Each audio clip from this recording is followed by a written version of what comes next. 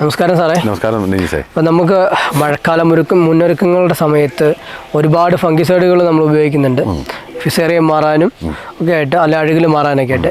ഈ സമയത്ത് നമ്മൾ വാം പോലുള്ള ഫംഗസുകളെ നമുക്ക് മണ്ണിൽ ഉപയോഗിക്കാൻ പാടില്ല കൂടുതൽ ഉൽപ്പാദനത്തിന്. പകരം നമ്മൾ എന്ത് മാർഗമാണ് ബയോ രീതിയിൽ നമ്മൾ അവലംബിക്കാൻ സാധിക്കുക?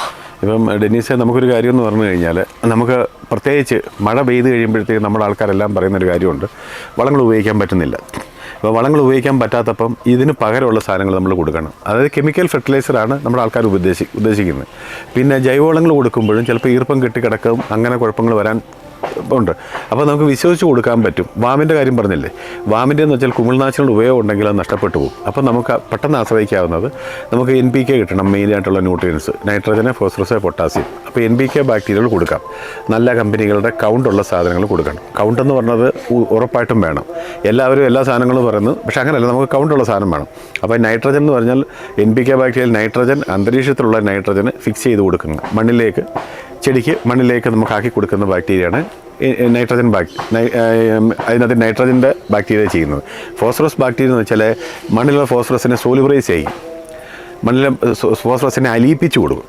വാമം ചെയ്യുന്നതെന്ന് വെച്ച് കഴിഞ്ഞാൽ അതിനെ ക്യാരി ചെയ്യുക, അതിൻ്റെ കൈവച്ച് വലിച്ചെടുക്കുന്ന കൂട്ടാണ് ഒരു പരിപാടി ചെയ്യുന്നത്. ഇവൻ അലിയിപ്പിച്ചിട്ട് കൊടുക്കും. പിന്നെ ഇതുകൂടാതെ നമുക്ക് ചെയ്യുന്നത് വെച്ചാൽ പൊട്ടാസ്യം മൊബിലൈസിങ് ബാക്ടീരിയ, അതായത് മണ്ണിലുള്ള പൊട്ടാഷിൻ്റെ അംശമുണ്ട്. ശരിക്കും ഇടുക്കിയിലെ മണ്ണിൽ എന്ന് വെച്ചാൽ ഫോസ്ഫറസും പൊട്ടാസ്യം സഫീഷ്യൻ്റായിട്ടുള്ള പല ഏരിയയുണ്ട്. അപ്പോൾ ഇതിനെ ഒന്ന് ചെടിക്ക് എടുക്കാനുള്ള ഒരു രൂപത്തിലാക്കുകയോ അടുപ്പിച്ച് കൊടുക്കുകയോ ചെയ്യുന്ന കാര്യങ്ങളാണ് NPK ബാക്ടീരിയ ചെയ്യുന്നത്. അപ്പോൾ NPK ബാക്ടീരിയയിൽ 2-3 ഉണ്ട്. അതായത് അസോസ്പെറലം, അസറ്റോബാക്ടർ, റൈസോബാക്ടർ ഒക്കെ ഉണ്ട്. നമുക്ക് ഏലത്തിന് നമുക്ക് പറയുമ്പോൾ അസോസ്പെറലോ അസറ്റോബാക്ടറോ കാര്യങ്ങളൊക്കെ, അസറ്റോബാക്ടറാണ് മെയിനായിട്ടും നമുക്കിവിടെ ഗുണകരമായിട്ട് കണ്ടേക്കുന്നത്. പിന്നെ ഇതിനൊപ്പം വേണമെന്നുണ്ടെങ്കിൽ PSB വേണ്ടവർക്ക് അത് ചെയ്യാം, പക്ഷേ ഇതുള്ളതുകൊണ്ട് അതിൻ്റെ ആവശ്യമില്ല. പക്ഷേ വാം കൊടുക്കുന്നത് നല്ലതാണ്, അത് അനുകൂല സാഹചര്യം നോക്കി കൊടുക്കുക. അതുപോലെ തന്നെ സാറേ, NPK വളങ്ങൾ ഉപയോഗിക്കുന്ന വെച്ച് ആളുകൾ ഇങ്ങനെ കമ്പയർ ചെയ്യും നമ്മൾ NPK ബാക്ടീരിയ. ഇത് തമ്മിലുള്ള വ്യത്യാസം എന്താണ്? കാരണം നൈട്രജൻ ബാക്ടീരിയ നൈട്രജനെ മണ്ണിലേക്ക് കൊടുക്കുമെന്ന് പറയുമ്പോൾ നൈട്രജൻ കൂടി അഴുകളുണ്ടാകുന്നൊരു ധാരണയുണ്ട്. പക്ഷേ NPK ബാക്ടീരിയ ഉപയോഗിക്കുമ്പോൾ അങ്ങനെ ഒരു പോസിബിലിറ്റി ഉണ്ടോ? ഇല്ല. ശരിക്കും പറഞ്ഞു കഴിഞ്ഞാൽ അതിൻ്റെ ഫോമാണ് പ്രശ്നം ഉണ്ടാകും. നമ്മൾ കെമിക്കൽ ഫെർട്ടിലൈസർ ഉപയോഗിക്കുമ്പോൾ അതിനകത്തിൽ അസിഡിക്കാണത്, അതിൻ്റെ എന്ന് വെച്ചാൽ pH ലെവൽ അസിഡിക്കാണ്. ഈ നമ്മൾ NPK ബാക്ടീരിയ ഉപയോഗിക്കുമ്പോൾ അതിനുള്ള സാധ്യതകളൊന്നുമില്ല. ശരിക്കും ചെയ്യുന്ന അന്തരീക്ഷത്തിലെ നൈട്രജനെ ഫിക്സ് ആക്കി കൊടുക്കുന്നു.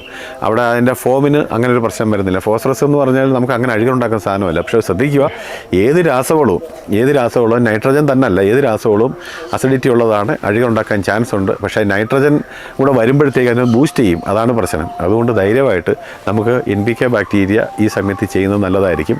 വളത്തിനൊപ്പം വേണമെങ്കിലും നിങ്ങൾക്ക് ഇത് ഉപയോഗിക്കാം, അല്ല മറ്റു സാധനങ്ങൾക്കൊപ്പം.